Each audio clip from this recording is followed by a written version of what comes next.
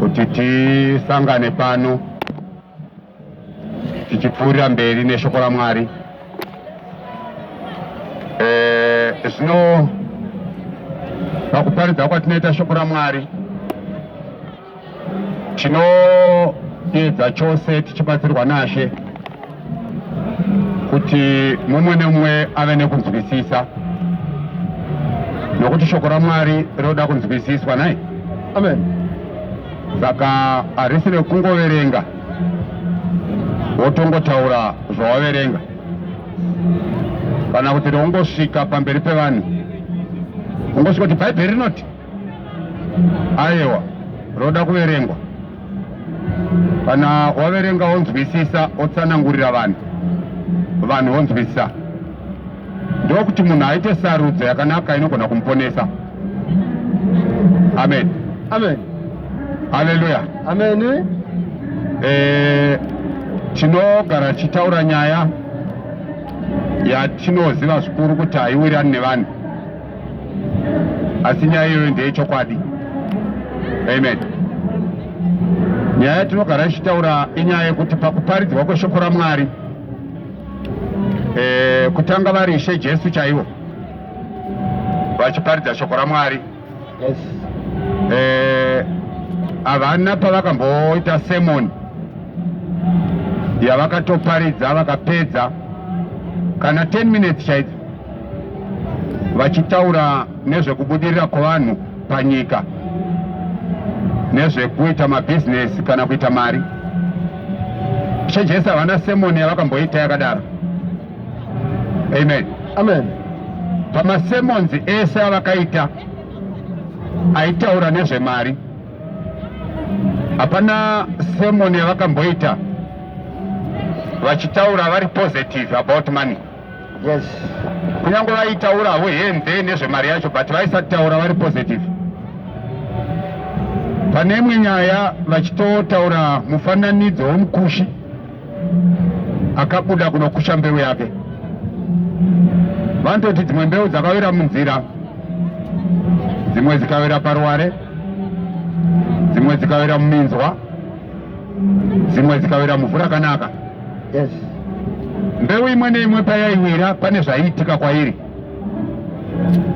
Amen. Amen. Vatitsananguro yandakazonyanya kufarira itsananguro yembeu yakawira mumunzwa nembeu yakawira pavhu rakanaka. Haleluya. Amen. Ishe Jesu vanotsanangura vachiti akakushwa mumunzwa ndiye uyo anonzwa shoko okurumidza kuritenda kurigamushira naye. Amen. Kana arigamushira pomba paita kufunganya kwenyika nekunyengera kwepfuma, zvine zviri tu. Amen. Amen. Kufunganya kwenyika kwayauta inga ifunga zvinhu zvepanyika pana, kuti ndingaroora sei, ndingaone sei mari yekuroora, ndingavakaimba sei, ndingadi hanzi izvozvo nekunyengera kwepfuma. Kuda kuti ari kuti pfuma imari. Yeah. Zvakanzi naShe Jesu zvinovhunga shoko ragamuchirwa nemunhu uya rikazoshayiwa zvibereko. Amen. Amen. Haleluya. Amen. Kuda kuti Ishe Jesu vakataura kuti mari inovhunga shoko rikashayiwa zvibereko munhu. Ndo mashoko ake aitaura nezvemari. Amen. Amen.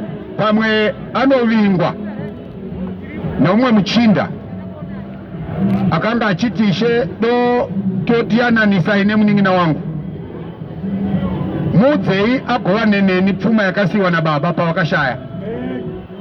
Amen. Amen. Jesu akapindura achiti, iwe munhu, ndiani akandiita mugoveri wepfuma pakati penyu? Kuna Jesu abuda pachena kuti handina kuuya kuzogovera vanhu pfuma, handina kuuya kuzogovera vanhu mari, ari kungoti handina kuuya kuzopa vanhu mari. Amen. Amen. Ndobva ambva ava pamwe mufananidzo waakapa unoti nyika yemumwe mupfumi yakanga yakabereka kwazvo.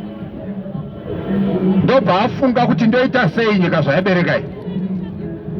Akati ndichaputsa matura angu madiki ndovaka makuru ndonganidzira zvekudya zvangu mumatura makuru ndozadza.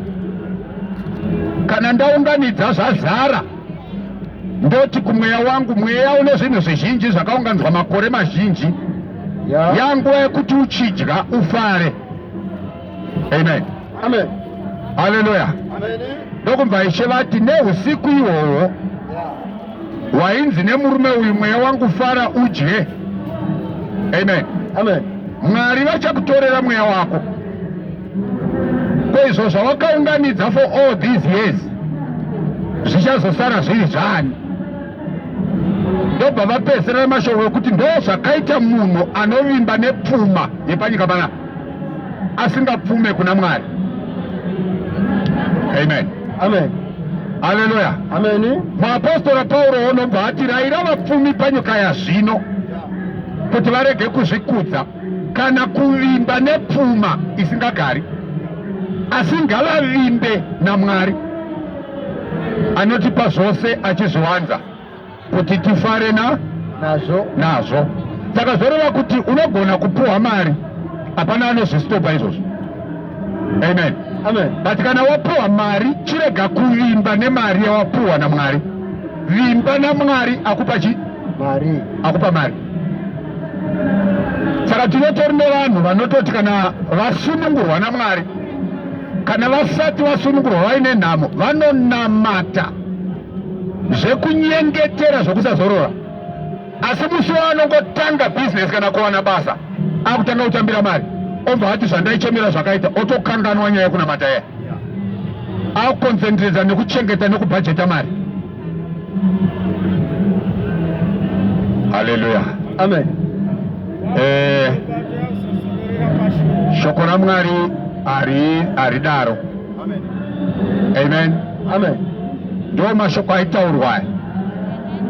Jeremia wamboprofita achiti munhu kana achizvirumbidza ngarege kuzvirumbidza nekuda kwepfuma yaainayo, kana nekuda kwesimba authority, kana nekuda kwemukurumbira. Asi kana munhu achizvirumbidza ngaazvirumbidze nekuti anondinzwisisa ini. Yes. Nokundiziva kuti ndini Jehovha, ndinoita kururama. Saka chinonyanya kuda kuti vanhu vazvirumbidze nacho kuziva Mwari, kwete kuva nemari. Amen. Amen. Haleluya. Amen. Ndo shoko raMwari rakanyorwa. Saka hatina mari idzo yakamboitwa muparidzi aitostresa nyaya dzekuti ita mari yako. Hai, hatina mari idzo dzotiungodziwana mazuva ano atavaya kuvaparidzi vatina va.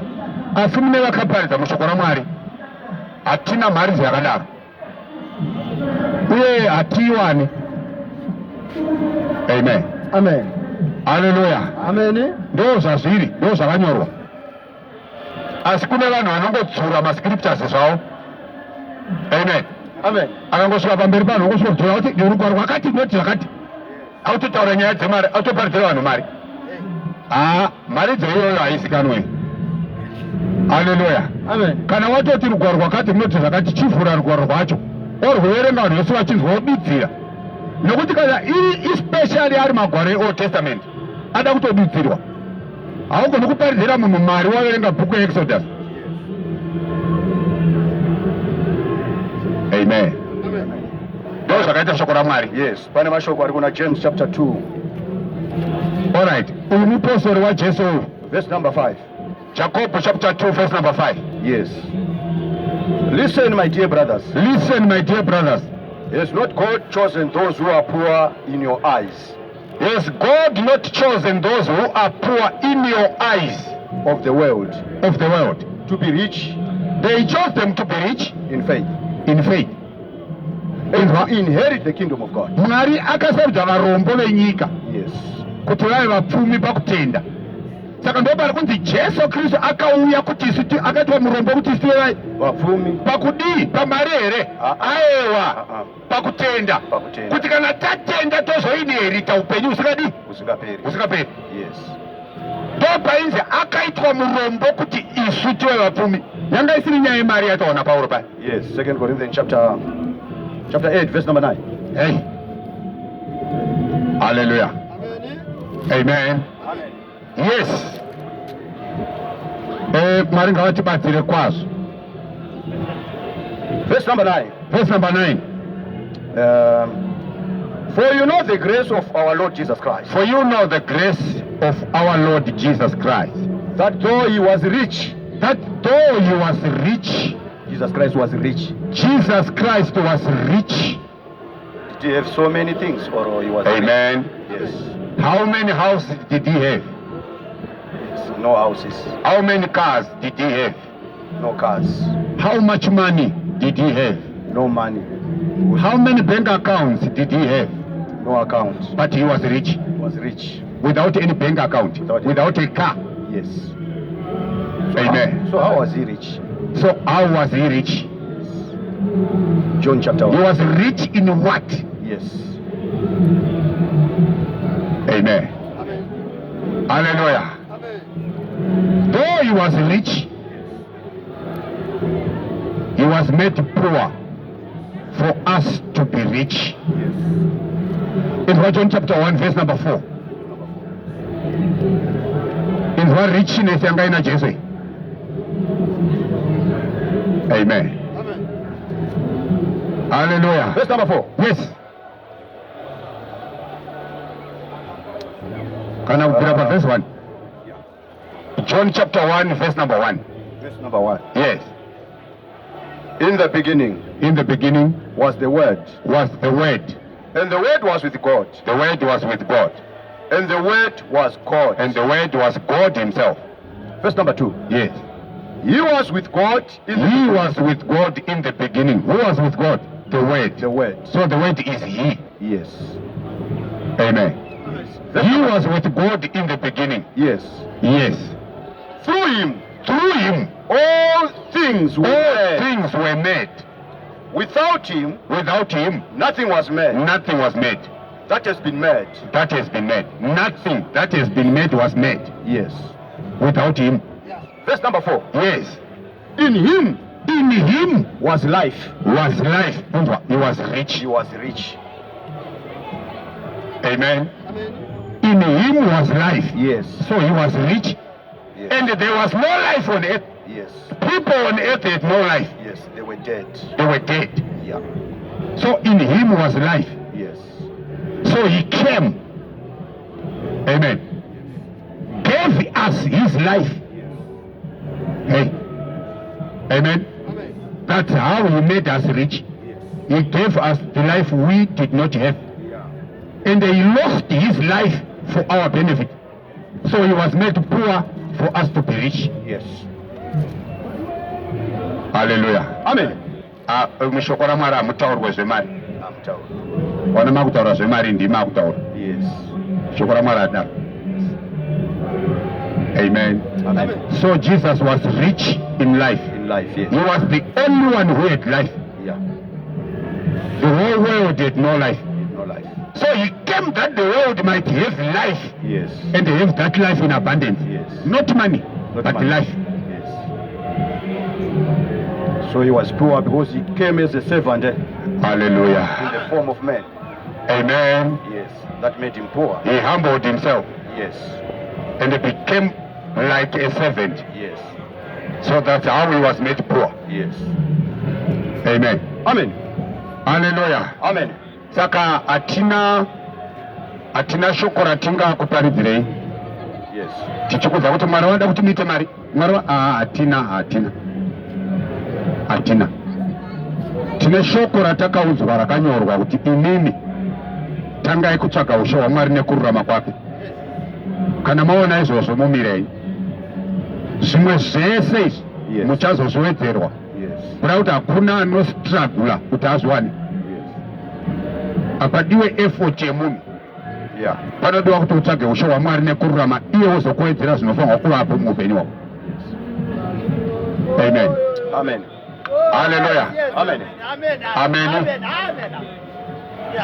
Mwari ngavatibatsire. Hallelujah. Amen. Ndo nyaya yakataurwa naShe wedu Jesu Kristu. Saka hatigone kuti kana maungana sezvizvi tokuudzai kuti gore rino munoita mari, iwe gore rino ucharoora, ndaona muchato. aiwa aisiyo nyaya yatainga pana kana iriwe yawainga wewe sore akoya pasiripo tsvaga pamwe panotaurwa nyaya dzekubudirira kwako panapa pari kutaurwa nyaya yekuponeswa kwako. Yes. Saka iwewe the choice is up to you now. Unoda kubudirira here kana kuti unoda kuponeswa? Amen. Amen. Nokuti vanhu vakabudirira panyika vana vazhinji vacho havana kuponeswa. Ndozvo zvanga zvakaita kare, vanhu vakanga vakabudirira kare vazhinji vacho vanga vasina Mwari. Jesu achitouya panyika kudai akatoona vanhu vaine mari. Mari yacho yakatoiswa mufananidzo womumwe munhu anga akapfuma zvisingaiti. Amen. Amen. Atobvunzwa kuti tobhadhara tax here zvikanzi pane ane mari here? Nzwa Jesu, pane ane mari here? Jesu anga asina. Baba atoburitserwa mari muhomwe neimwe shasha zvikanzi ndinaye. Zvikanzi ndipeiwo. Baba apuwa zvikanzi ko mufananidzo uri pamari uyu ndewani? Zvikanzi waSiza. Zvikanzi saka ipai kaSiza zvinhu zvani zvake. Jesu akonfirma kuti mari ndeyani?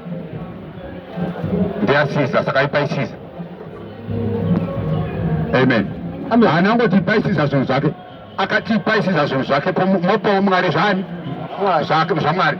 Saka zvaSiza imari, ko zvaMwari chi? Haleluya. Amen. Amen. Amen. Upenyu hwako ndo hunodiwa naMwari, ndo hwaari kuda Mwari. Ipa upenyu hwako kunani? Kuna Mwari. Ndo zvaMwari izvi, nokuti akauya kuti vanhu vave neupenyu. Haleluya. Amen. Saka tinotenda kuna Jesu kuti tiwane chi? Upenyu. Kunyange vamwe vanhu vakazoitawo mari mutenda imomo, vanotozoudzwa futi neshoko raMwari kuti kana maita mari musazvikudze nekuda kwemari iyoyo, asi kuti farirewo kugovana nevamwe vadu vasina. Saka vatendi vakaita mari, purpose ndeyekuti vagovane nevasina. Kureva kuti Jesu anogona kutogara nevatendi vasina mari, vachitobatsirwa navamwe vatendi vane mari. Saka yaiye kuti munhu akatenda kuna Jesu, munhu wese anoita mari kunyepa. Shoko raMwari haridaro, rototi varombo munavo nguva dzose. Haleluya. Amen. Amen. Amen. Haisiyo nyaya yatoda kutaura hedu, tangoda kuti tijekese, nokuti munozonzwa maakuudzwa kunzi vanoparidza vachiramba mari, vada kuti mutambudzike. Aiwa, haisiyo nyaya yacho. Haleluya. Amen. Munhu anogona kutambudzika kunyange aine mari kana asina. Zvokutoti panyika panapa ukatocherechedza vane mari ndovani yakutambudzika kudarika vasina. Amen. Vane mari ndo vane matambudziko anopfuura vasina, havarare. Amen. Havarare okodzera upe achifunga kuti right mari iri pakati ndozoita sei, mari iri koimba komotikari, saka ndikafa zvichadi. Asina mari akadya sadza nemavheji akarara kudai andozomutswa nehuku.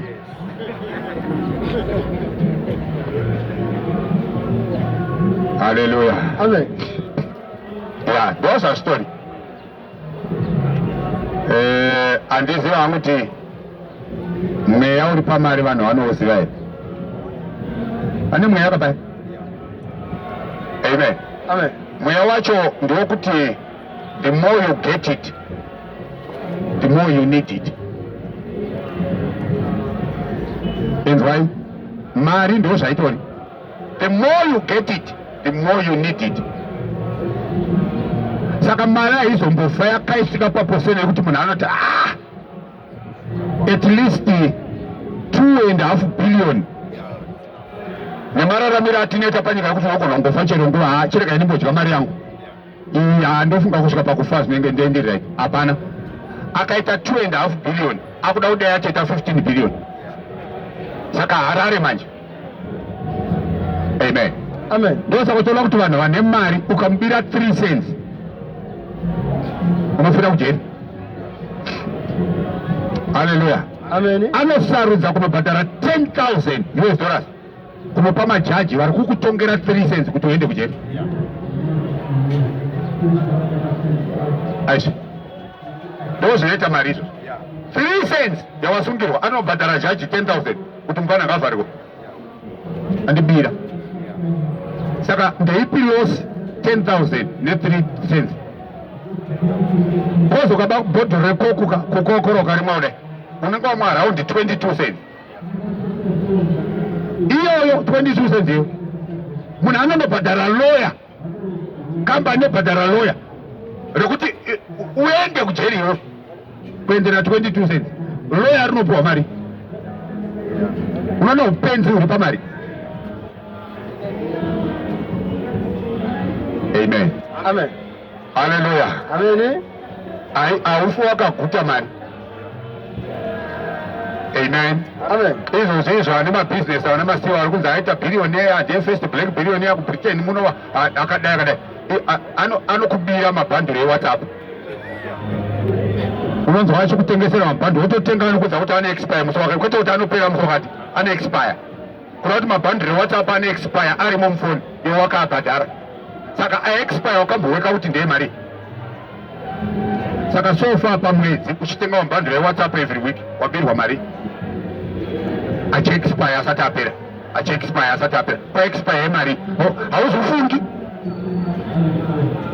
Amen. Amen. How come munhu chandabhadhara chine expire ndisati ndapedza kushandisa?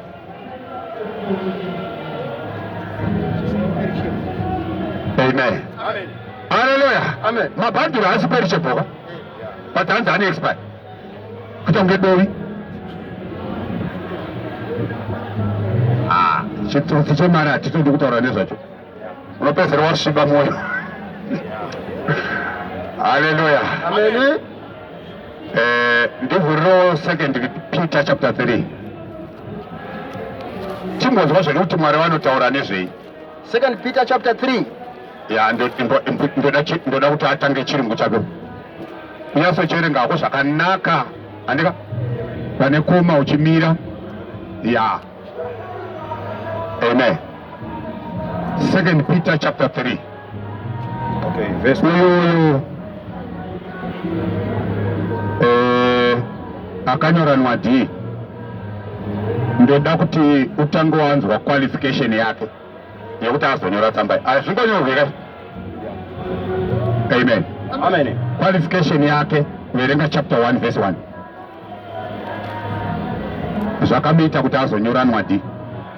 Azvingonyorwi izvi zvine maqualifications. Hallelujah. Amen. verse 1. Verse 1. 2 Peter. Yeah. Simon Peter, Simon Peter, a servant a servant and apostle of Jesus Christ. and an apostle of Jesus Christ. Yes. Ndo zvaita kuti anyorenwa D. He is a servant and an apostle of Jesus Christ. Christ. Yes. Saka ndo qualification ina Peter yakaita kuti anyorenwa D.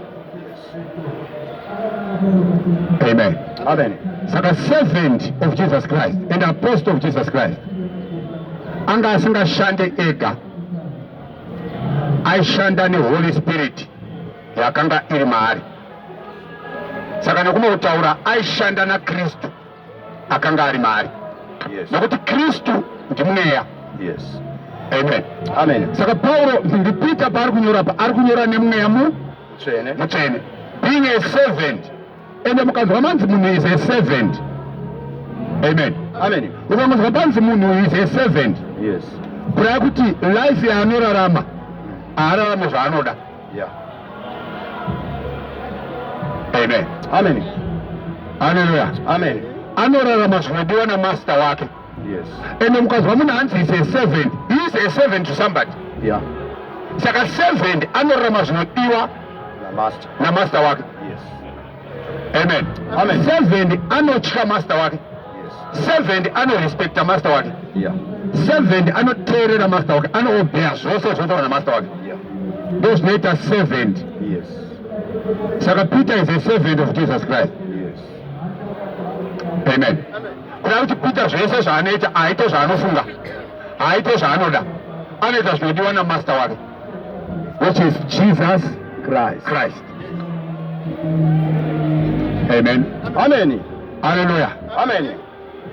Kureva kuti kana zvatodai zvoreva kuti even kwenyu mukanzwa kunzi kune maservants, maservants iwayo ane life yaanofanirwa kurarama Yes. iri maringe namaster. akavaisa pabasa. Amen. Amen. Hallelujah. Amen. Zvinomuno muZimbabwe tinanonzi ma-civil servants. Yes. Civil zvinoreva public. Yeah. Saka zvikanzi uyu is a civil servant, kuda kuti is a public servant. Kuda kuti basa rake ndere kuseva public. Public ndiani kwaari? Ndiye master wake. Yes. Yes. Hallelujah. Amen. Public ndiye master we-servant. Yes. Civil servant anofanira kuita zvinodiwa namaster wake, kwete kuti master aite zvinodiwa na-servant. Mukaona zvadaro zvabuda mugwara raMwari, zvamune rimwe gwara. Saka muno muZimbabwe munozviziva kuti according to the constitution yenyu, anonzi a civil servant mushandi anoshanda muhurumende. Yes. Amen. Amen. Ndi anonzi civil chie? Servant. Munhu anoshanda kuokora zvinoita civil servant.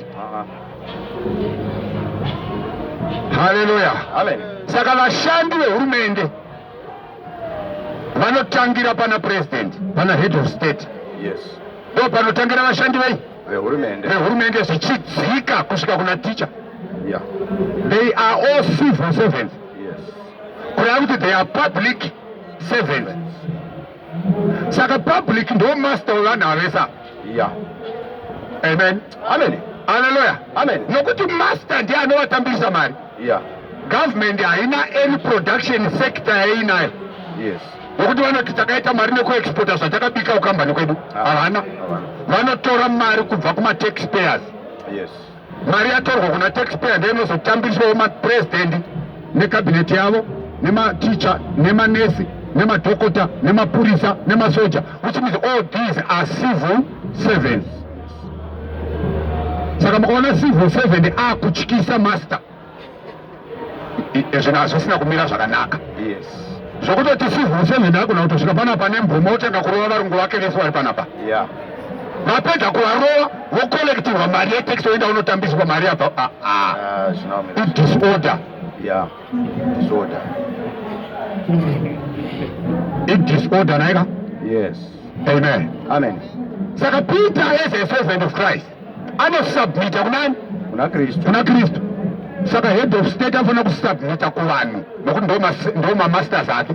Yes. Ndosaka mutomusarudza, mukasamusarudza hapaende pa. Yeah.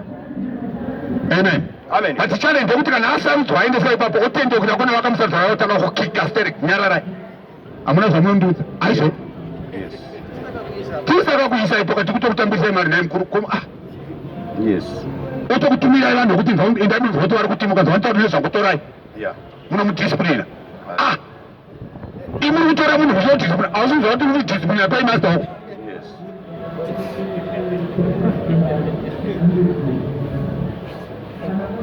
Hallelujah. Amen. Simon Peter, a servant and apostle of Jesus Christ. Yes. Saka akutaura zvamaster wake mani. Yes. Yes. Subheading the day of the Lord. Pane nyaya ine musoro weshoko wekuti the day of the Lord. Yes. Ndiyo kutaurwa nezvaina Peter. Saka ukange wakuverenga apa kana kuverengerwa apa, Yes. ukazonzwa wakutaurwa zvine chekuita nekuita kwako mari pasi panapa kana kuroora kwako iwe, Yes. ziva kuti nyaya yacho yabuda. Yeah. Amen. Amen. Vamwe vanoti yabuda muguruvu. Yes. Pari kutaurwa nezve the day of the Lord. Yes. Pauro achimbotaura nezve day irori, Yes. anoti the day of the Lord, anditika, Yes. shall come Yes. like a thief at night. Yes. Ndo mashoko angataurwa funa Jesu. Yes. Omba ati but inini, but you are not in darkness, that this day will catch you like a thief. Yes. Saka kune vamwe vanhu antori panyika pana vasingazosvikirwe nedheiri sembavha usiku. Yeah. Kune vamwe vanosvikirwawo naro sembavha usiku nekuti vari murima. Yes. Amen. Amen. Hallelujah. Amen. Yes. Dear friends, this is now my second letter to you. This is now my second epistle to you. Yes. Kuda kuti akambonyora first letter inonzi first Peter. Yes. Saka akuti this is my second letter to you. Yes. Amen. Amen. First Peter and second Peter. Now this is the second letter. Iri kunyorwa na Peter kune vakagoverwa kutenda kumwe naye. Yes. Chapter 1 nezuro yakatodza Yes. kuti Simon Peter, an apostle of Jesus Christ, to those who were given the same faith with us. Yes. Ndikabvunza varume vanga vari papa ndikati mune kutenda kumwe na Peter here? Vakati ndikati sakatendeukai muve nekutenda kumwe naye. Yes. Amen. Amen. Hallelujah. Amen. Tikataura nyaya yekutenda kumwe tichingotangira pazvinhu zviri common. Tikati Peter paakaparidza shoko akatanga cheche, vanhu mukati haana. Ndikasaka vanoparidza shoko nhasi kana vaine kutenda kumwe na Peter havatange uchi cheche. Kana vaine kutenda kumwe naye asi kana kutenda kwavo kwakasiyana ako, kwevava kunogona kuvatangisa machechi. Yes. Saka takaona kuti vese vakatanga machechi havana kutenda kumwe na Peter. Saka mukaona kutenda kwenyu kwasiyana kwa Peter, zvoda kuti kutenda kuna Peter ndiko kwa Kristu. Saka imimi ndimi nekutenda kusiri kwa Kristu. Yes. Saka kutenda kwenyu kana kusiri kwa Kristu hamugari nhaka yeupenyu husingaperi, munonoparara. Yes. Ndo zvataitiona hedu nezuro neshoko raMwari. Yeah. Hallelujah. Amen. Amen. Amen. Yes. I have written both of them as reminders. I have written both of these two letters as reminders To stimulate you to wholesome thinking. to stimulate you to wholesome thinking. Vanodiwa kufunga kwakarurama. Yes. Kuri wholesome. Yes. Chete. Pamwe. Yeah, maybe baba nevava. Yes. Maybe nevava. Neni Yes. nevava vari baba. Nevava. Yeah, ava. Yes. Vanogona kuziva mafuta ainzi wholesome. Munaziva? Mamazive. Una mafuta ainzi wholesome. Yes. Mafuta ainaka iwayo. Yeah. Hallelujah. Amen. Saka pari kunzi munofanwa kuva ne wholesome thinking. Yes. Kureva kuti kufunga kwenyu kunofanwa kuva kwakadi kwakanaka. Yeah. Amen. Amen. Yes. Verse number 2. Verse number 2. I want you to recall the words spoken in the last. Inzwa wholesome thinking yamunofanwa kuva nayo. Yes. Wholesome thinking yamunofanwa kuva nayo ndeyekuti muite recall mawords akataurwa by the holy prophets in the past. In the past, yes. Amen. Amen. Munofanira kuita recall mawords akataurwa by the holy prophets in the past. Yes. Yaari kuti past iOld Testament. Testament, yes. Saka munofanira kuita recall mawords iwayo. Yes. You have But to read- how do you recall those words? Yes. Mega here makangogara kudai. Aye. Hallelujah. Yes. Yes. And the command given by our Lord and We must Savior, also recall the command given by our Lord and Savior and Savior, Jesus Christ. through your apostles. In right. Command yamunofanira kuita recall ndiyakapiwa naJesu Kristu through his apostles. Yes. Kwete yakapiwa naMwari through Moses. What was the command? Hallelujah. Amen. You must. Hey. Mukazanzi must ka? Hapana choice. Yeah, hapana choice. You must recall the command that was given by Jesus Christ through his apostles. Yes. Saka wotodzoka mushoko raMwari ona kuti vapostori pavakaparidza vakapa komandi yekuti kudii. Yes. Komandi iyoyo yakanga ichipiwa naJesu Kristu kuburikidza nevapostori vake. Yes. Saka vapostori vaJesu vakambodzidzisa here munhu kuti chengetedze zuva reSabata rive dzvene. Ayo. Ayo. You must recall the command of Jesus Christ that he gave you through his apostles. Yes. Saka, what is the command of Jesus Christ? He said, I leave you a new commandment. Yes. That you must love one another as I loved you. Yes. This is the command you should recall. Yes. Amen. Amen. Hallelujah. Amen. Saka kana takuda murayiro wokufamba nawo. Yes. Ngatibvunze vaapostoli kuti murayiro watofamba nawo ndoupi. Yeah. Totsvaga mashoko raMwari kuti vakadzidzisa murayiro upi. Yes. Amen. Saka John anoti ani nani anovenga hama yake muurayi, nokuti hakuna muurayi ane upenyu husingaperi ugere mari. Amen. Uyo anoda hama yake akaberekwa naMwari. Ndo komandi yavakadzidzisa iyi kuti ida hama yako. Amen. Ndo komandi yakadzidziswa naJesu paakabvunzwa one of the Pharisees lawyer, which is the greatest commandment. And the greatest commandment is that you must love the Lord your God with all your heart. The second commandment, which is like this one, is you must love your neighbor. Yes. As you love yourself. Yes. Yes. John 13 verse number 34. Hey. Amen. Yes.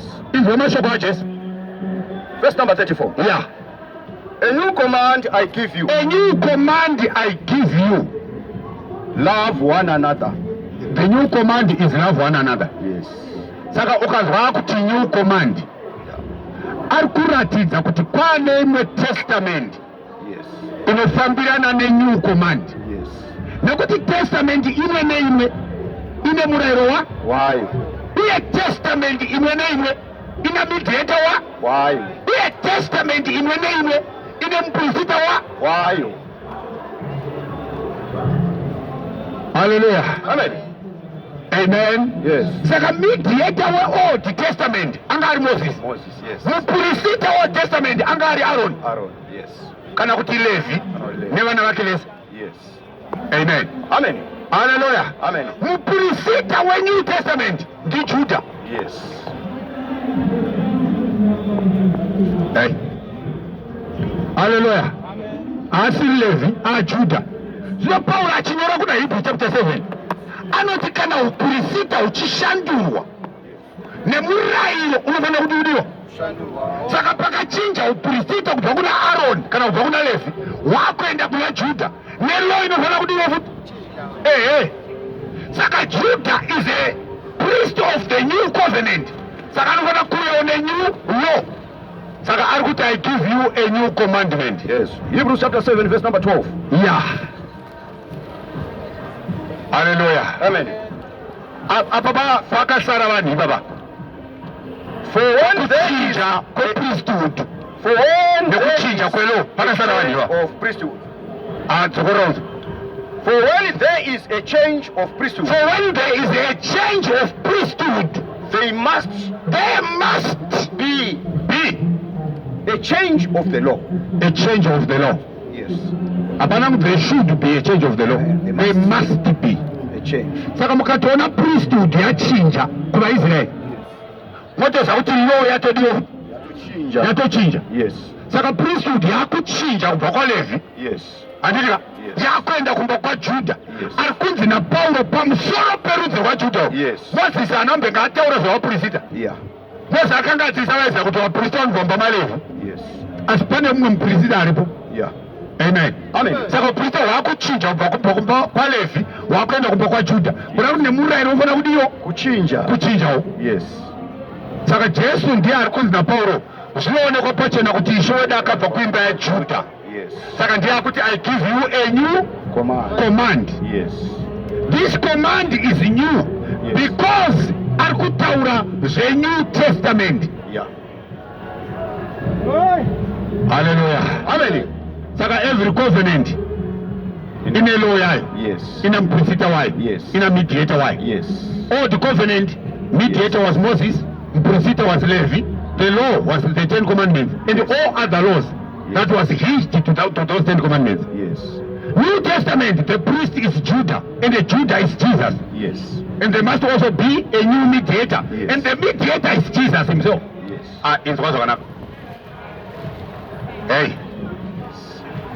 Amen. Amen. Mucovenant yekare muprofita aiurayirwai Yeah. paatari oripira zvivi zvake nezvevanhu. Yes. Mucovenant itsva muprofita ndiJesu. Yes. Jesu ndiye hwai. Yes. Inzwa. Saka Yes. muprofita anouraya hwai. Yeah. Shit. Yeah. Yeah.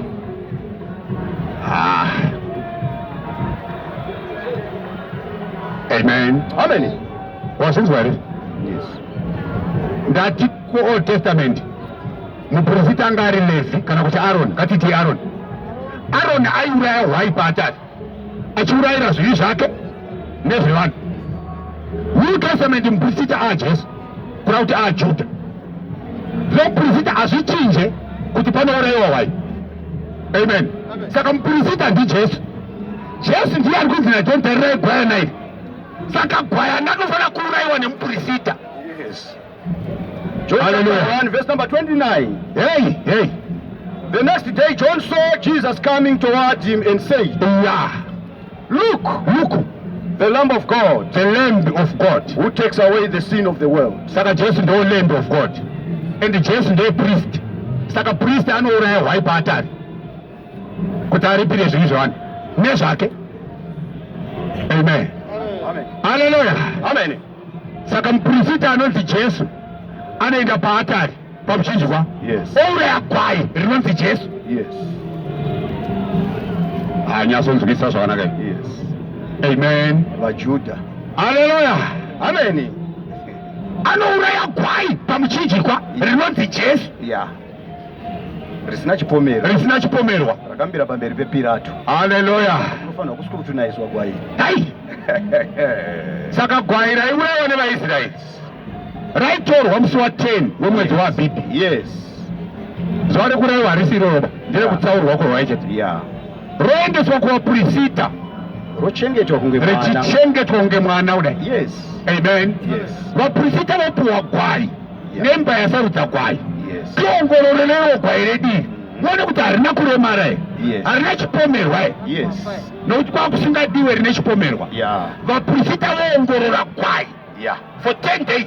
Yes. Amen. Amen. Kana variona risina zvikwekwe, risina kuremara kana chironda, vairidzorera kuvaridzi varo. Yes. Voti renyu harina chipomerwa, uraya henyu mudye. Yes. Hallelujah. Amen.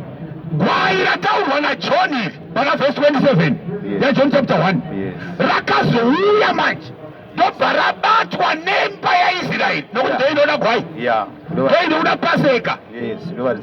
Ndo varidzwe gwai. Yeah. Hallelujah. Amen. Rabatwa nevaIsraeri Yes. ndobva raendeswa kuvaprofita Vana Pirato. nekunana Pirato. Yes. Pirato ndobva ariongorora, Yes. ndobva abuda kuvanhu Yeah. akati gwai ramandipa iri Yeah. ndariongorora harina chipomerwa. Yeah. Hey. Amen. Hallelujah. Amen. Murume wamanipa ndamubvunza Yes. handioni mhosva kwaari, Handina mhosva.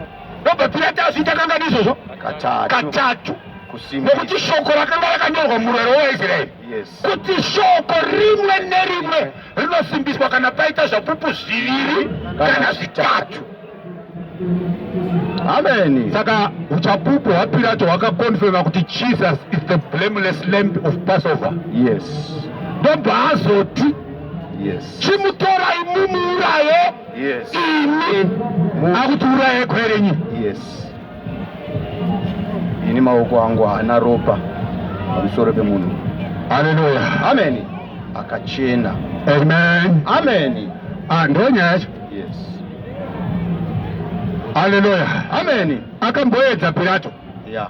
akati alright, nyaya yemurume inenge yanetsa, Yes. pamwe tingaita neimwe nzira, Yes. asi nzira yacho itsika yenyu. Yes. Mune tsika yekuti kana tasvika pazuva rakaita seriri Yeah. munosunungurwa munhu mumwe chete, Yes. anga akasungwa aifanira kufa. Saka chisarudzai pakati paBhasabhasi Yes. naJesu uyu Yes. kuti munoda kusunungurirwani. Yeah. Vanhu vakati sunungura hako Bhasabhasi adzoke kumba, Yes. Made zviri nani kubirwa maTV. Yes. Uyu ngaaroverwe. Yeah. Aitei. Amen. Atadzei hapana, ngaaroverwe. Aroverwe. Igwai. Haleluya. Igwai rechibayiro kuti tiregerwe zvinhu zvedu. Saka ngadi Yes. ukarovera Bhasabhasi pamuchinjikwa tanyura Yes. unotiurayisa. Yes. Bhasabhasi ako unoponesa vanhu, toda uyu ngaaroverwe. Yes. Ropa rake rive pamusoro pedu. Amen. Ndobva vadedza zvikati ropa rake ngarive pamusoro pedu nevana vedu. Nevana vedu. Yes. RaBhasabhasi arigoni kuita izvozvo. Arigoni. Hallelujah. Amen. Amen. Amen. Saka Jesus is the priest Yes. and he is the lamb. Yes. So on the cross, the priest is killing the lamb. Yeah. Shut. Yeah. Hallelujah. Amen. Amen. Yes. Ukoko kwainzi muprofita mukuru high priest aipinda muhall of holies kamweche nemagore Magore, yes. aine ropa rehwai kana rembudzi Yes. kuti aripire zvivi zvake iye nezvevanhu Yes. saka aitanga zvake. Yes. Amen. Muprofita mukuru ndozvaita. Yeah. Saka Jesu anouya izvazoita muprofita mukuru. Yes. Jesu anouya Yeah. otakura zvivi zvedu munyama yake Yes. oenda nazvo pamuchinjikwa. Yes. Iye kana atakura zvivi shoko roti akaitwa chivi nekuda kwedu. Yes. Saka anotanga asacrifice zvivi zvake Yes. ouraya zvivi zvaatakura izvi ozosacrifice zvevanhu kuda kuti uregerera vanhu. Yes. Haleluya. Yes. Akaitwa chivi. Amen. Akaitwa murombo. Ya akaitwa chivi uko akaitwa murombo. Yes. He was righteous and he was Haleluya. because of our sin. Amen. Amen. Ndo nyaya iri panapa. Yes. Ya tiri kuda kuti Mwari vatibatsire. Yeah. Saka zvinonetsa manje kuti uchinje vhangeri irori Yeah, richinjiki. wototanga kutoti gore rino munopinda mabasa, Right. gore rino muchapinda basa. Yeah, right. Nemashoko aya hazviiti. Yes. Yes. Verse number 2. Verse number 2. Verse number 3. Yes. First of all,